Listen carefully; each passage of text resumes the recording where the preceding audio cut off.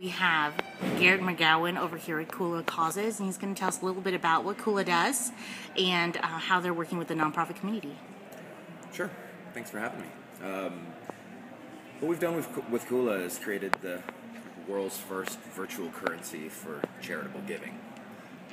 That's a bit of a mouthful in itself, but to understand what a virtual currency is, you can kind of think of it in terms of what a currency is, whether it's a dollar, a yen, a peso, or a euro, and how you use them. You can think of a currency as having kind of two parts. There's a way you can earn it and a way that you can spend it. The way that you can spend KULA currency is very simple. You can use it for tax-deductible charitable donations. We now have the largest aggregation of charities in the world with over 2 million vetted and certified nonprofit organizations. Right now that's every nonprofit in the US, Canada, UK, Australia, and New Zealand, and we've got about another, I think, 10 to 12 countries we should be pulling into the net mix over the next quarter or so. So we have the largest platform for giving already on the planet. It's fully socially enabled, linked to all sorts of social networks. It's got referral marketing tools. Really, the point of it is giving is something that we all want to share with our friends and family and compatriots, but we don't want to beat our chests when we do it.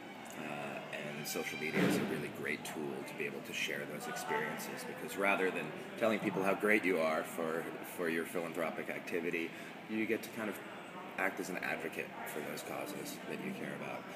So that's the way you can spend the currency. I think the innovative part of KULA is really the way you can earn that currency. Our whole reason for being is because we're not like some other aggregation charity platforms where we're trying to take a piece of the philanthropic pie. We're trying to add to it. So our whole mantra is, how can we turn everyday people, i.e. consumers, into philanthropists?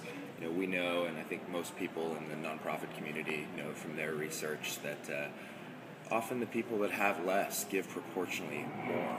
It's not necessarily the case that the wealthy give away the most money and participate to the greatest extent in philanthropy. But times have been tough. There's been a shifting economic climate, and it's becoming increasingly difficult for some people to be able to participate in philanthropy, even if it's something as simple as tithing at your church or supporting your child's classroom or a local nonprofit. So what we've done is we've really tried to bring the consumer into the philanthropic space. So we work with different types of brands to issue our currency to their consumers to incentivize them for particular types of behavior. There are three types of brands that we work with, and three programs that KULA has to address the needs of certain brands. The first one's the KULA Exchange. With the KULA Exchange, we work with loyalty programs. That can be credit cards, retailers, frequent flyer programs, and we enable members of these programs to convert their unused frequent flyer points, loyalty points, into tax-deductible charitable donations. This is what we see, and I think our clients see, as kind of a win-win-win scenario, because you as a consumer may have a handful of points somewhere, might not have enough to redeem for something of value or anything you're interested in. You can donate them away, get a tax deduction for it. Of course, the charity gets the value of that currency in cash, and then that loyalty program gets you re-engaged in the program again. It helps them reduce some of the liabilities they have in unredeemed points, and everybody essentially wins. So that's the exchange. That's what we do with loyalty programs. Then we have KULA Codes. With KULA Codes, we work with manufacturers, consumer packaged goods companies, businesses that create products, and we have the ability to put code-on-pack rebates onto packaging. So we can print a QR code, a barcode, numerical code onto the product packaging for some value of a donation rebate. I think in the old days there were some programs like these pull tabs where moms could collect things for their kids or different types of causes. We've kind of brought that concept into the 21st century, but rather than pulling tabs for one cause, we're giving you digital codes for any cause in the world, and you get to choose who you want to support.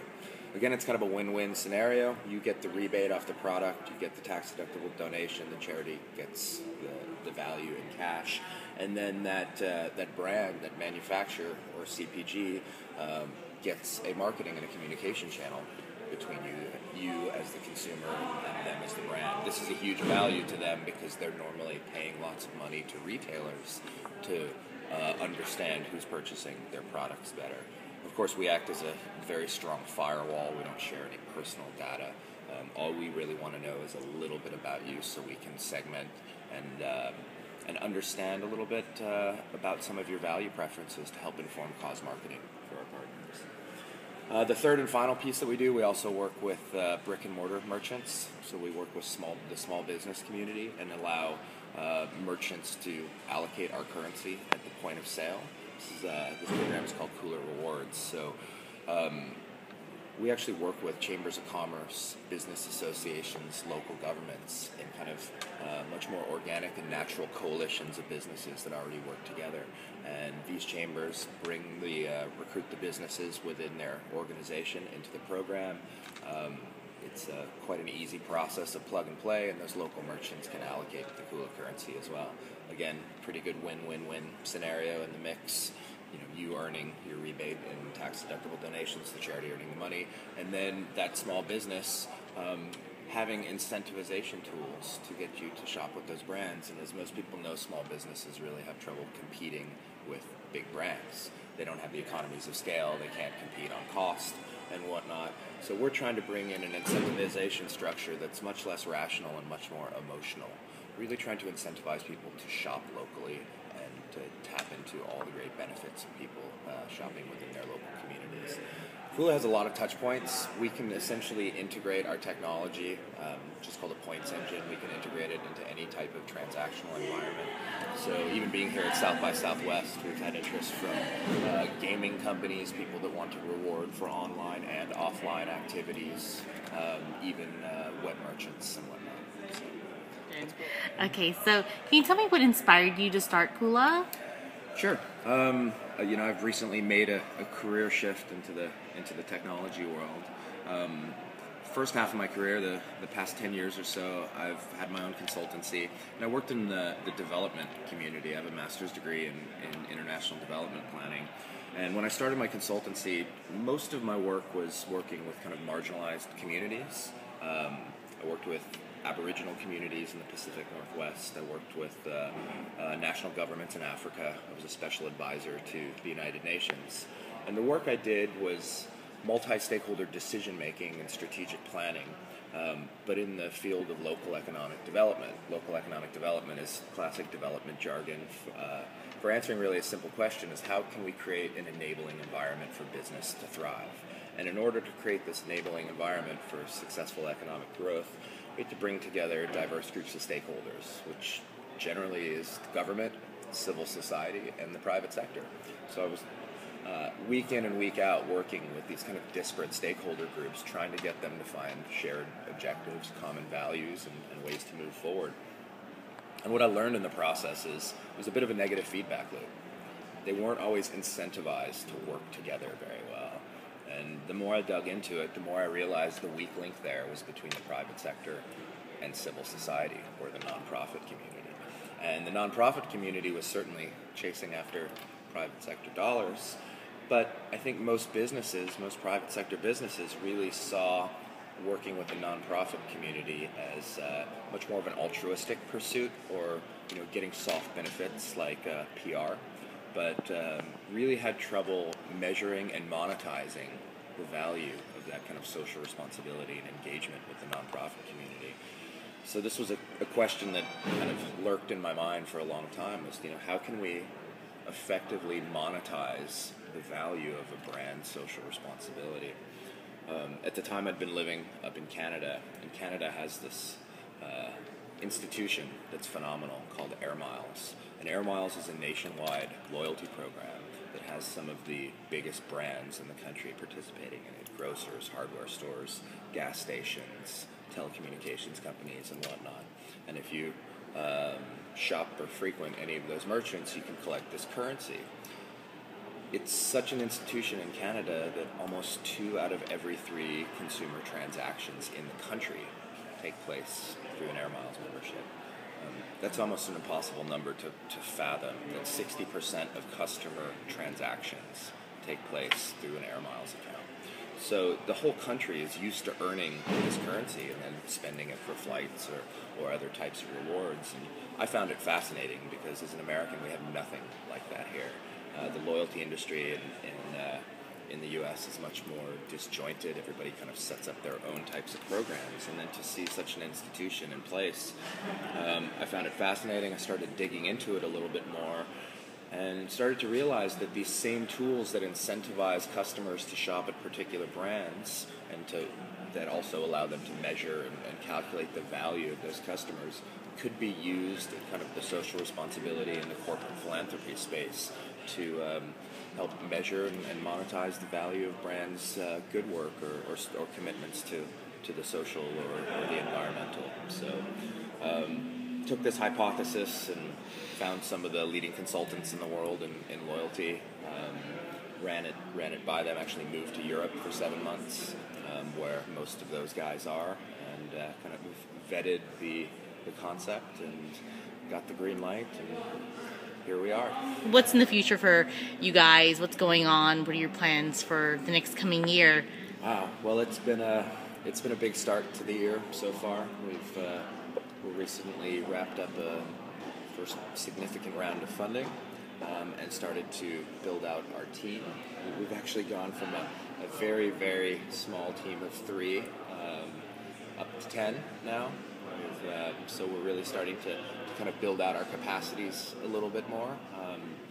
Constantly working with new brands. I feel like I have a lovely new home in Colorado that I never get to enjoy because I'm constantly on the road. But in wonderful places like Austin and South by. And this is a big year for KULA.